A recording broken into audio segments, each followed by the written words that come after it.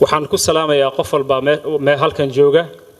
magaca iyo maamuuska uu halkan ku fadhiyo iyadoo aan ugu hormarinayo kusimaha madaxweynaha Jamhuuriyadda Federaalka Soomaaliyeed mudane Cabdiweli Sheekh Maxamed Muudey sidoo kale madaxweynaha dawlad goboleedka Hirshabeelle iyo sidoo kale wasiirka cadaaladda wasiirka arrimaha gudaha federaalka iyo dib u heshiisiinta wasiirka amniga gudaha xubnaha labada golaha wasiirada qaybahooda kale marti sharafta sidoo kale ururka ama kookaska haweenka ee baarlamaanka gaar ahaan labada aqalka golaha shacabka iyo aqalka sare iyo sidoo kale gudoomiyaha guddiga doorashada madaxa bannaan Xaliimo Maxamed Ismaaciil Xaliimo Yarey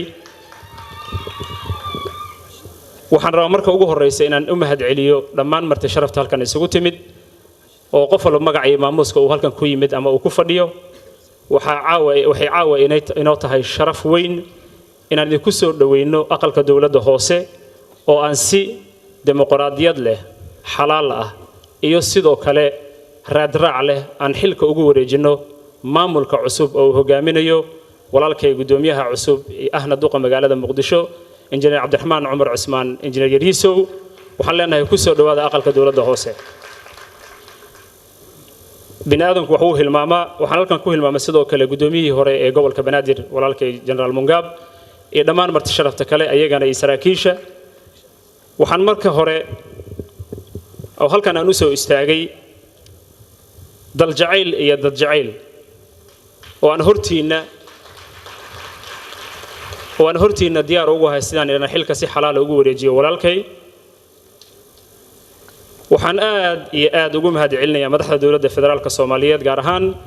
madaxweynaha Jamhuuriyadda Federaalka Soomaaliyeed mudane Maxamed Cabdullaahi Maxamed Farmaajo iyo ra'iisul wasaaraha xukuumadda federaalka Soomaaliyeed mudane Xasan Cali Khayre iyo sidoo kale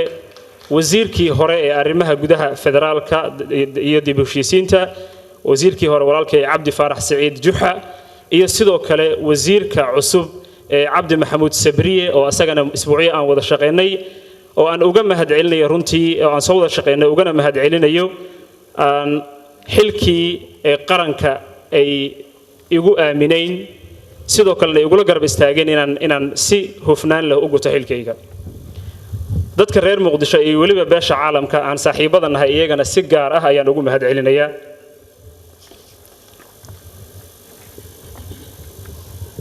waxaan u maleynayaa waa laga hadlay wixii la soo qabtay laakiin waxaan rabaa inaan mudanayaal iyo marwooyin si kooban u yiraahdo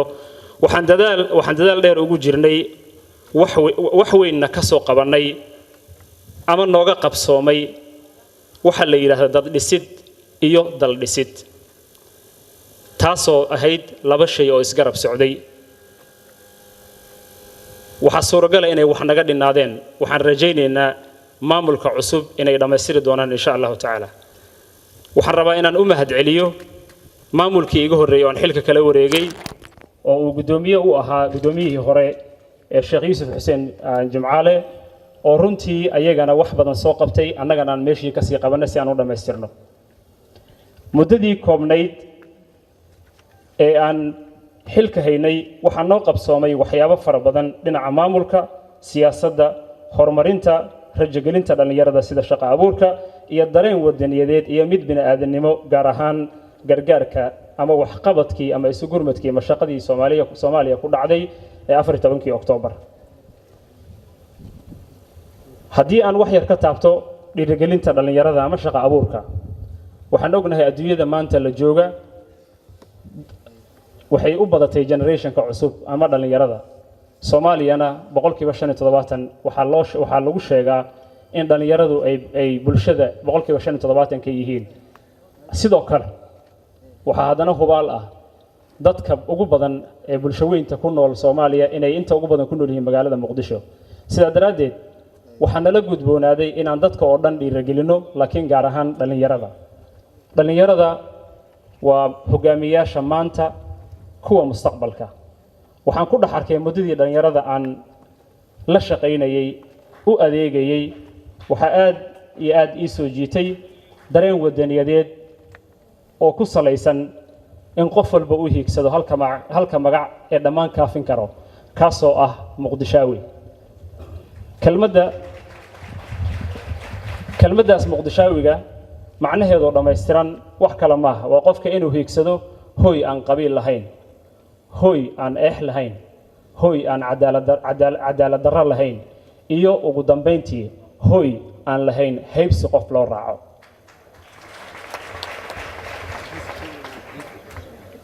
waxaa aad ii dhiirigeliya dareenka ah marka ay dhacdo dhowr mar anigoo jooga degmooyinka gobolka banaadir qaybo ka mid ah gabar ama wiil dhalinyarada ka mid ah markay yiraahdaan waxaan ahay dadkii 3,000 ee shaqada loo abuuray qof ka mid oo ku guuleysta ayaan ahay dareen goon ayay gelisay mashaariicda noocaasna waxay wax badan ka qaban karaan oo ay horumarin karaan bulshada sida daraadeed dhiirigelinta dhalinyarada waa wax weyn iyadoo bulshada guud ahaan la dhiirigelinayo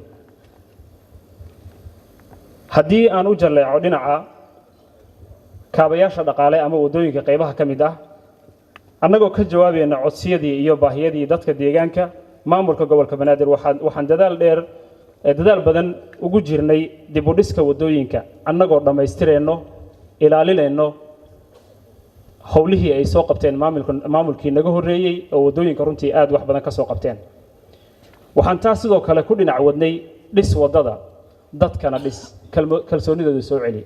waddo marka la dhiso waxaa muhiim ah qofka isticmaali lahaa inuu bilicdeeda ilaaliyo nadaafadeeda ilaaliyo isla markaana uu qayb ka qaato dayactirkeeda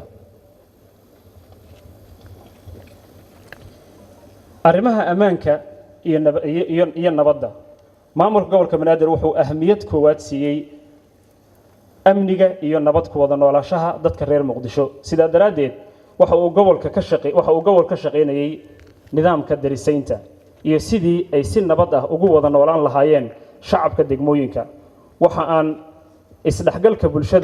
ka fulnay isdhexgalka bulshada qaybo kala duwan ee degmooyinka gobolka banaadir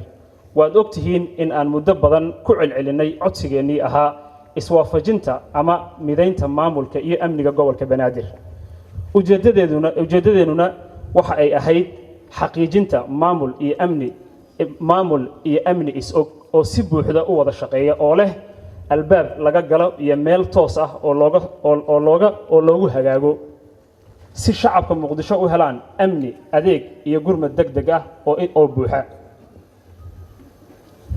sidaa darteed nidaamka darisaynta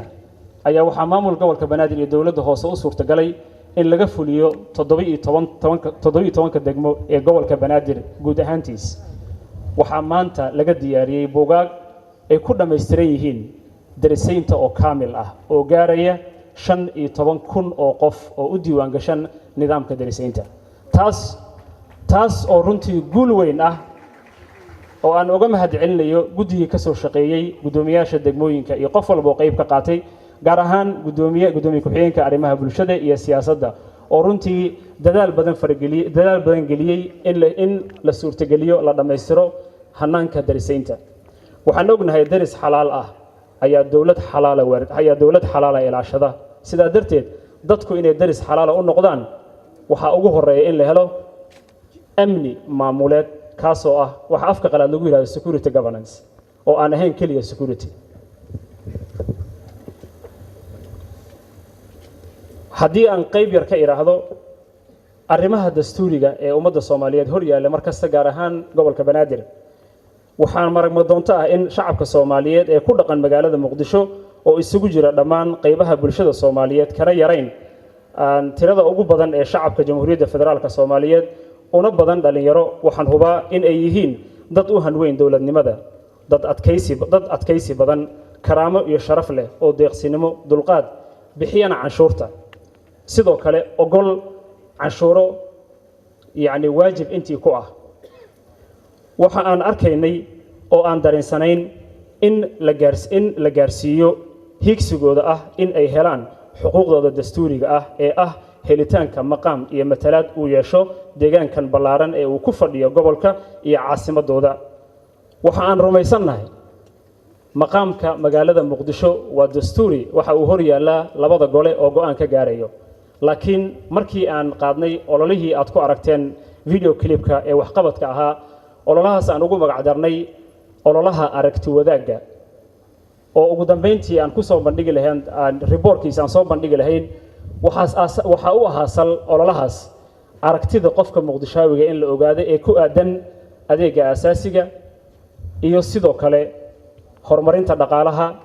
amniga iyo ugu dambeyntii arrimaha siyaasadda oo uu qofka aragti ka leeyahay meesha uu la rabo maqaamka magaalada muqdisho ama waxa ay ka yeelanayso maadaama gobolka banaadir uu yahay 18 gobol mid ka mid ah waxa ay ku yeelanayso xuquuqda dastuuriga ay leedahay ayadoo loo marayo hay'adaha dastuuriga ee dawladda mabda ahaan xuquuq ma dhimato ah oo reer muqdisho mar uun heli doonaan ayaan aaminsanahay in waxaan sidoo kale ku kalsoonahay in maamulka cusub uu dadaalka ka sii wadi doono halkaan annaga ku joogsanay waxa aan sagootinteeda ku xusayaa halkan maamulka gobolka banaadir iyo dhammaan shaqaalaha dawladda hoose ee gobolka banaadir shaqaalahaas oo qiimaha badan iyo saraakiisha iyo ciidamada amniga ee sida hagar la'aanta ah inoola shaqeeyay waa shaqaale u diyaarsan shaqada ay qabanayaan sidoo kale waxa aan sagootinteeda ku xusayaa dhalinyarada hooyooyinka odayaasha iyo qaybaha kala duwan ee bulshada ee gobolka banaadir oo mar kasta ay munaasabad jirta na garab taagnaa waan hubaa in aan idin xiisi doono dhammaantiina waxaan fursadan uga faa'iideysanayaa hadalkaygii maalintii aan igu horeysay ee shaqaalaha dawladda hoose aan la hadlay wuxuu ahaa waxaan xaqiijin doonaa xaqa iyo xuquuqda aad ku leedihiin dawladda hoose inaad heshaan bil walba idinkuna waxaa idinka doonayaa xaq iyo xuquuqda idinku lahaa waxaan rabaa caawa hortiina inaan ka cadeeyo bishii abriil oo aan imid ilaa inta aanan ka ahayn bisha hadda aan joogno oo sababaha kala guurka darteed loo hakiyay mushaarkooda intaa inay bil walba mushaarkooda qaadanayaan kama dambayskooda bisha sababtoo ah waxaan hubaa hooyo ama qof mushaar $200 qaata ama ka yar ama ka badan oo aan ognahay duruufta uu ku nool yahay marka uu mushaarkiisa baaqdo xanuunka iyo dhibaatada qof ama bulsho ay ku keenayso sidaa darteed maadaama aan mushaarkii bishan loo process gareeyay ee processka la geliyay maantana bisha ay tahay 29 waxaan maamulka cusub maadaama la process gareeyay kula dardaarmaya kana codsanaya xuquuqda shaqaalahaas waqtigii loogu talagalay inay helaan oo ahayd inaysan kama dambays dhaafin 5 bisha taasna waa dardaaran aan kula dardaarmay gabagabadii waxaan caawa si xalaal ah oo dimuqraadiyad ah ugu wareejinayaa xilka gudoomiyaha cusub walaalkay Cabdiraxmaan Cumar Cusmaan Injineer Yariisow gobol maamul howl u baahan in la dhameystiro waxa dhab ah in xilku meerta yahay wuxuuna qiimo yeelanayaa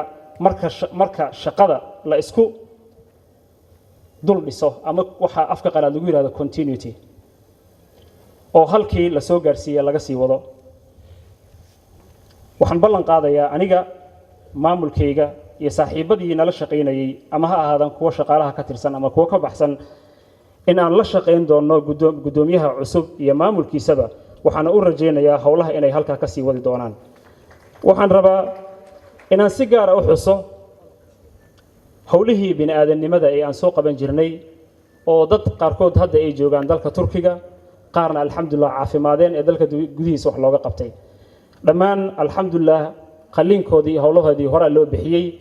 hadda oo ay joogaan inta ay ka soo noqon doonaa insha Allah ta'ala waxa maamulka hor yaalo dadkaas in wehel loo noqdo oo aysan marna walwalin annaguna wehel baan u noqon doonaa insha Allah ta'ala waxaan sidoo kale halkan ku xusayaa hadalkii ahaa caawa qof baa ku baahan Muqdisho qof baa ku dhiban Muqdisho qof baa u baahan in la garab istaago ma wada gaari karnaa isla caawa jawaabtu waa maya laakiin maxaa inala gudboon waxaa nala gudboon in qofkaas uu og yahay in loo maqan yahay lana gaari doono maalin uun taa micnaheedu waxay tahay inuusan marna qof keligii noqon waxaan gabagabadii hadalkay ku soo gabagabeynayaa mudane gudoomiye iyo duq magaalo aniga ku soo dhaweynay waxaan ku gabagabeynayaa xilku waa meerto balse niyad wanaag iyo naxariisto meerto maahan aad iyo aad baa u mahadsantihiin